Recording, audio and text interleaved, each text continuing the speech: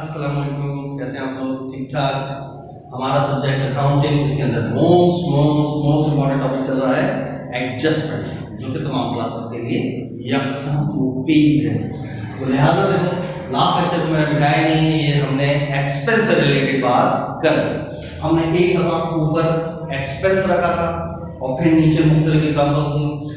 उसके बाद हमने ऊपर प्रीपेड रखा और मुख्तलिफ एग्जाम्पल। एक्सपेंस हमारा कंप्लीट हो गया। अब हम इनकम की तरफ चलते हैं। सही।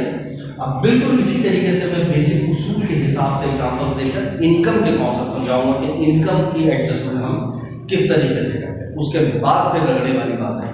ठीक है। तो अब वही ट्राई बैलेंस हो। अच्छा, अब आई होप कि ये जो एग्जांपल सी ये सबको इस सब से ये हिफ्ज हो गए, इतनी आपने प्रैक्टिस कर ली है। ठीक है।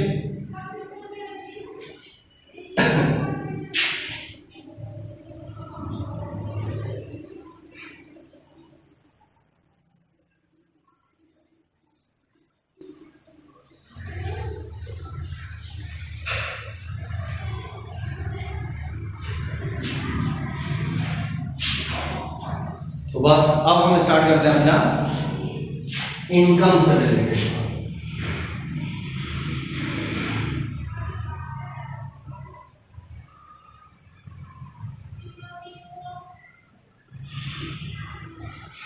अब उसको इनकम बोल दो, रेवेन्यू बोल दो, सही।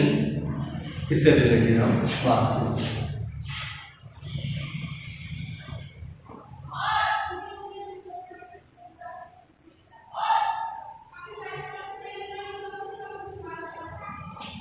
अच्छा, अब ऊपर कोई सी भी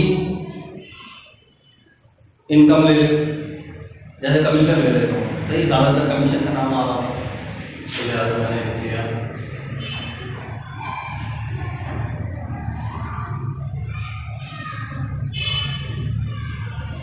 कमीशन रुपीज 1, सही। ऊपर क्या लिखा हुआ है? Commission revenue. ज्यादातर लोग इसको कमीशन इनकम भी पढ़ रहे थे, लेकिन कमीशन के साथ लफ्ज आना चाहिए कमीशन रेवेन्यू या कमीशन अर्न। लेकिन रेवेन्यू भी सुटेबल नहीं है, इसके साथ क्या लफ्ज होना चाहिए? Commission earn.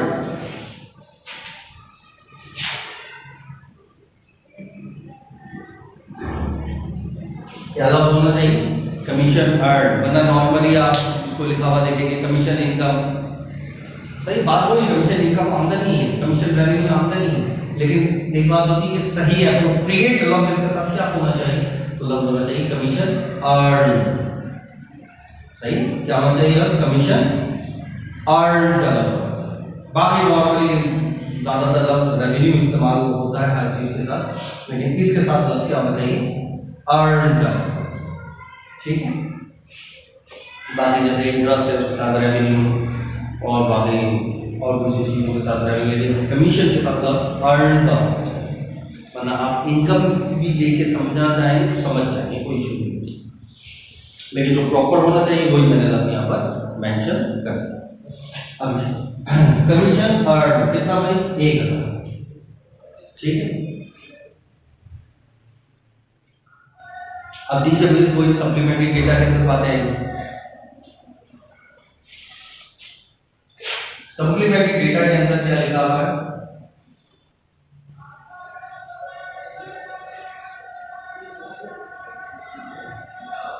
Unearned commission. Unearned commission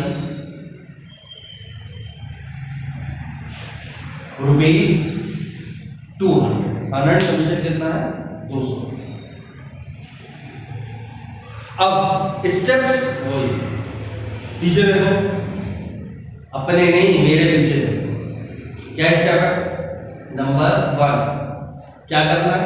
actual निकालना। याद है? अब पहले हम लोगों ने बिठाया इसी वजह से नहीं, एक्चुअल निकालना। अब एक्चुअल एक्सपेंस की वजह क्या हो जाएगा? एक्चुअल इनकम निकालनी होगी।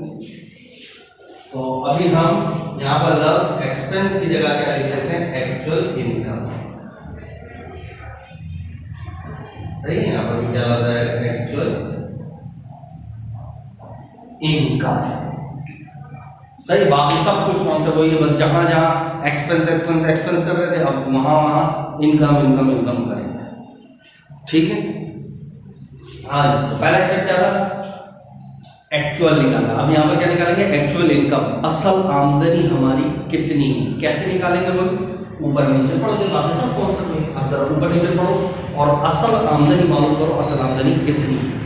तो ऊपर क्या लिखा, कमीशन अर्न, आमदनी 1000, साल के आखिर में क्या पता चला, अनअर्न 200, नहीं कमाए, तो अनअर्न का मतलब क्या होता है, ऐसी आमदनी जो वक्त से पहले वसूल कर ले, अभी कमाई ना हो, एडवांस में ली हुई, उसको क्या कहते हैं, अनअर्न। सही है, तो अर्न कमाई, तो पहले क्या लिखा है, आमदनी 1000, साल के आखिर में पता चला अनअर्न 200 रुपए, तो नहीं कमाए, तो बताओ असल में कितने कमाए, 800।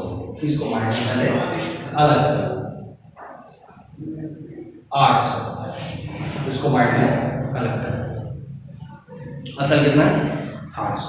क्लियर, पहला स्टेप क्लियर हुआ, किस तरीके से मैंने किया, पहले आमदनी कितनी थी, 1000, साल के एंड में क्या पता चला, 200 अनअर्न है, आमदनी नहीं है। पहले आमदनी कितनी थी, 1000, और एंड में क्या पता चला, 200 रुपए आमदनी नहीं है, तो असल आमदनी कितनी हुई, 800। इस तरह आपने 800 असल निकाला, पहला स्टेप। दूसरा स्टेप कंपैरिजन। कंपैरिजन कैसे करते हैं, ऊपर और असल को पढ़कर फैसला करते हैं ना, इजाफा कमी, ऊपर और असल को पढ़ के आपने असल आमदनी निकाली और इजाफा ये कमी निकाली। तो जरा दूसरा स्टेप कंपैरिजन करके देखते हैं, इजाफा हो रहा है ये कमी। पहले आमदनी कितनी थी, 1000, असल कितनी है, 800, तो बताओ बढ़ रही है कम हो रही है, कम हो रही है, कितने रुपए कम हुए, 200, खत्म कर, बस इससे इनकी पास करते हैं। सही, आई रिपीट, पहला स्टेप क्या था, असल निकालना। असल कैसे निकालते हैं, ऊपर नीचे पढ़ो, ऊपर नीचे पढ़ो। पहले आमदनी कितनी है, 1000, साल के आखिर में क्या कह रहा है, 200 रुपए नहीं कमाए, 200 रुपए आमदनी नहीं है। पहले आमदनी कितनी थी, 1000, साल के एंड में पता लगा 200 रुपए आमदनी नहीं है, तो आमदनी कितनी है, 800। ये आपके माइंड में अलग है, असल आमदनी 800। अब कंपैरिजन, पहले कितनी थी, 1000, असल कितनी है, 800, बढ़ रही है कम हो रही है, कम हो रही है, कितने रुपए, 200। इससे आमदनी में कमी, रूल के तहत क्या है, इनकम में कमी, इनकम में कमी डेबिट होती है, इनकम में कमी डेबिट होती है।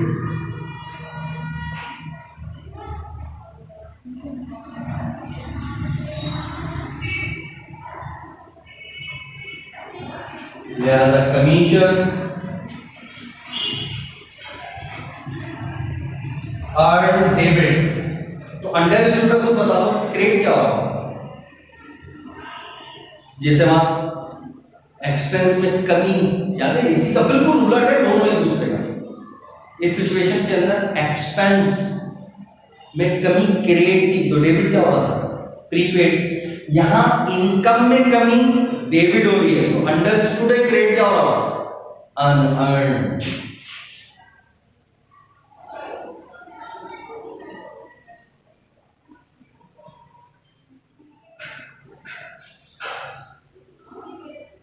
और कितने से इजाफा, कितने से कमी, 200 से कमी, तो अमाउंट 200 ही आएगी।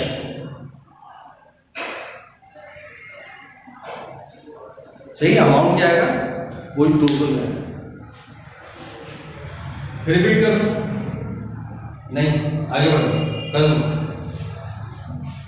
कमीशन अर्न, आमदनी 1000, साल के आखिर में पता चला अनअर्न्ड, आमदनी नहीं है 200 रुपए। तो पहला स्टेप हमारा क्या था, असल निकालनी थी, ऊपर नीचे पढ़े, तो पहले आमदनी है 1000, साल के आखिर में कह रहे 200 रुपए नहीं है, तो फिर आमदनी कितनी है, 800, तो इसको माइनस करेंगे। अब कंपैरिजन, पहले आमदनी कितनी थी, 1000, असल कितनी है, 800, बढ़ी कम हो रही है, कम हो रही है, इनकम में कमी, और रूल के मुताबिक इनकम में कमी डेबिट, तो लिहाजा इनकम डेबिट हो गई, अनअर्न्ड क्रेडिट हो गया, कितने से 200 से। क्लियर हो गया? इसको अगर चाहो तो ये अमाउंट बना के समझ लो।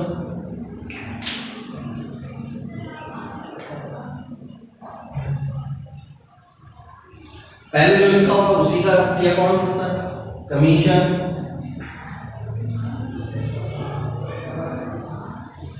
अर्न, इसी के लिए अकाउंट बनाएंगे। कितना है?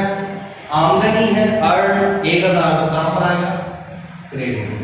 ठीक है, अब आपने पढ़ा ऊपर कितना था आमदनी 1000, एंड में कह रहा है 200 रुपए, तो आमदनी नहीं है, तो आमदनी कितनी हुई 800। तो मैं क्या करूं कि ये 800 बन जाए, मुझे 200 रुपए से इनकम को डेबिट करना पड़ेगा, तो इनकम को मैंने डेबिट कर दिया। ठीक है, तो अंडरस्टूड, आना क्रिएट हो जाए, जिम्मेदारी में इजाफा हो रहा है, क्योंकि ये नहीं कमाई दूसरे बोलेंगे।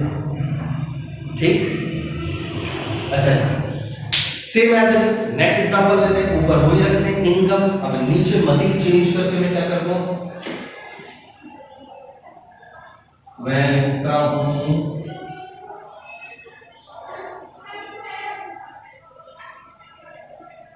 Commission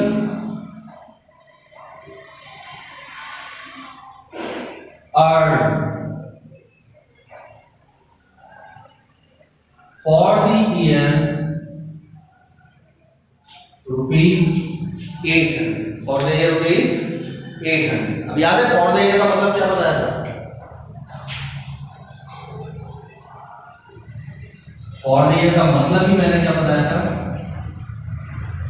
actual. for the year का मतलब ही मैंने क्या बताया था? एक्चुअल। और एक्चुअल मतलब असल। अब जरा पहला स्टेप क्या था? पहला स्टेप था वही ऊपर नीचे पढ़े थे, एक्चुअल लिखा था। तो ऊपर लिखा हुआ है रेंट और कमीशन अर्न, आमदनी 1000, साल के आखिर में पता चला असल आमदनी 800। तो बताओ असल आमदनी कितनी? 800। खुद ही बता दे, वो तो था ना एक्चुअल असल, तो असल कितनी है? 800। तो बस उसको माइंड कर लो, असल कितनी हुई? 800। अब कंपैरिजन, पहले आमदनी कितनी थी? 1000, असल कितनी है? 800। इजाफा हो रहा है कमी? कमी कितने से? 200 से। आमदनी में कमी डेबिट, तो लिहाजा इनकम डेबिट हो गई, तो क्रेडिट का होगा अनअर्न्ड, वही कितने से? 200 से। सेम एंट्री, सिर्फ मैंने अल्फाजों में आपको घुमाया है कॉन्सेप्ट समझाने के लिए। पहले नंबर दूसरे नंबर पे सेम। क्लियर हुआ? ठीक है, और एग्जांपल देते हैं। अब ऊपर पे फर्स्ट तो यही रखता हूं मैं इनकम। तीसरी एग्जांपल,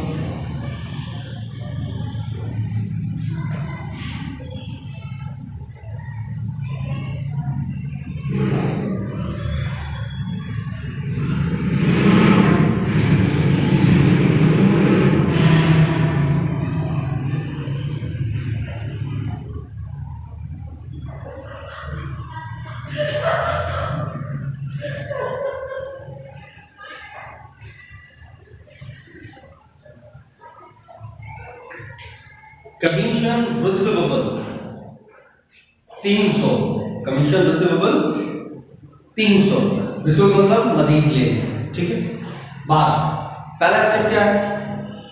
ऊपर नीचे पढ़ा था, असल निकालना। ठीक है, आप पढ़ा कमीशन अर्न, आमदनी 1000, साल के शुरू में क्या लिखा हुआ है?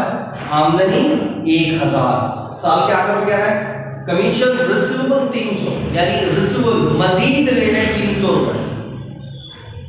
तो खुद निकालो, असल कॉमन सेंस से पता करो।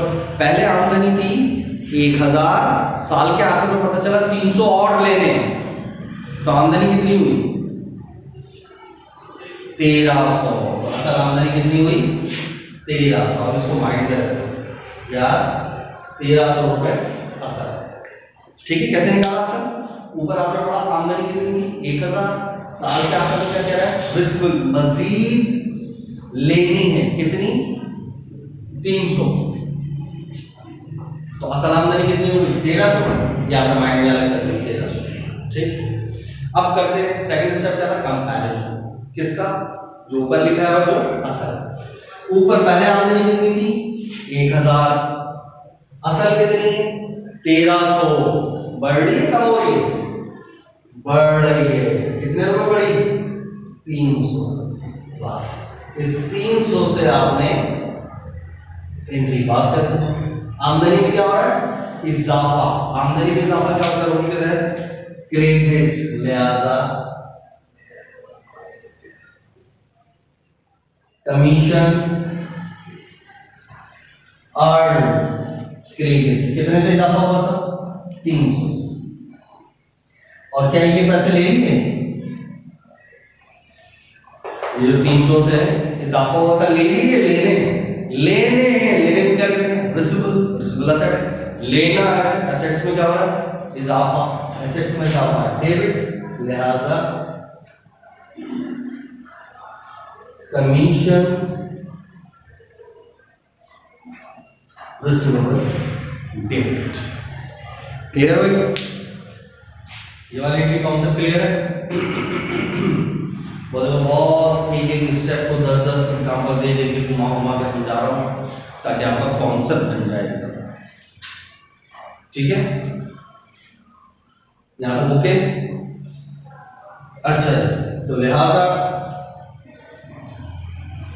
पहला स्टेप क्या होना चाहिए, असल आमदनी निकालना। असल कैसे निकालते हैं, ऊपर और नीचे पढ़ा। ऊपर पढ़ा कमीशन अर्न, आमदनी 1000, आमदनी 1000। साल का आपने क्या लिखा हुआ 300 रुपए रिसिवेबल मजीद लेने। तो पहले आमदनी थी 1000, साल का एंड में क्या है 300 और लेने। तो आमदनी में इजाफा, असल आमदनी कितनी हुई 1300, इसको माइंड में रखना। तो असल कितनी 1300। अब कंपैरिजन करना है, कंपैरिजन किसका करना, कंपैरिजन किसका करना ऊपर और असल का। पहले आमदनी कितनी थी 1000, असल कितनी है 1300। तो बढ़ी का वो बड़ी कितने से 300 से। आमदनी में इजाफा क्रेडिट, और लेना है तो रिसिवेबल एसेट है। ठीक है, अमाउंट हमेशा गिनती में याद रखो, जितने से इजाफा या जितने से कमी होती है वो याद। ठीक है, एक और एग्जांपल दे। अगर फर्ज करो मैं यहाँ लिखूंगा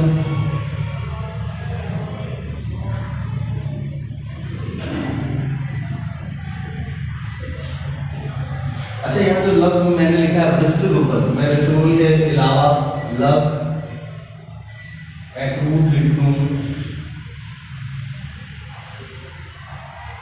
आउटस्टैंडिंग लिख दूं,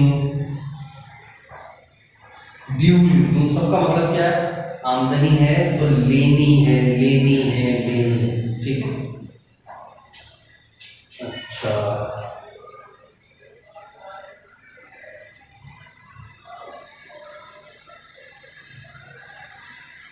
commission earn for the year ₹1300। खुद ही बता दे, क्या बता दे, for the year. For the year का मतलब याद है, इसका मतलब ही क्या होता है एक्चुअल, है ना। तो खुद ही बताना असल खर्चा कितना है, वो असल आमदनी कितनी है 1300। तो आपको पहला स्टेप पूरा पढ़ने की जरूरत नहीं, असल आपको पता चल गया 1300, इसको माइंड में रख करो असल 1300। दूसरा स्टेप कंपैरिजन, पहले आमदनी कितनी थी 1000, असल कितनी है 1300। बढ़ रही है कम हो रही है, बढ़ रही है। कितने से 300 से। आमदनी में इजाफा क्रेडिट, तो लिहाजा इनकम क्रेडिट। तो ये क्या ले ली है, नहीं लेनी है, तो लिहाजा रिसिवेबल डेबिट। सेम एंट्री, यानी तीसरे नंबर पे और चौथे नंबर पे सेम एंट्री। देखो ये कॉन्सेप्ट और एक ये कॉन्सेप्ट सेम। ठीक है भाई, तो देखो ये इनकम से, अगर मैंने ऊपर इनकम लिखा है तो मैक्सिमम यही बात हो सकती है।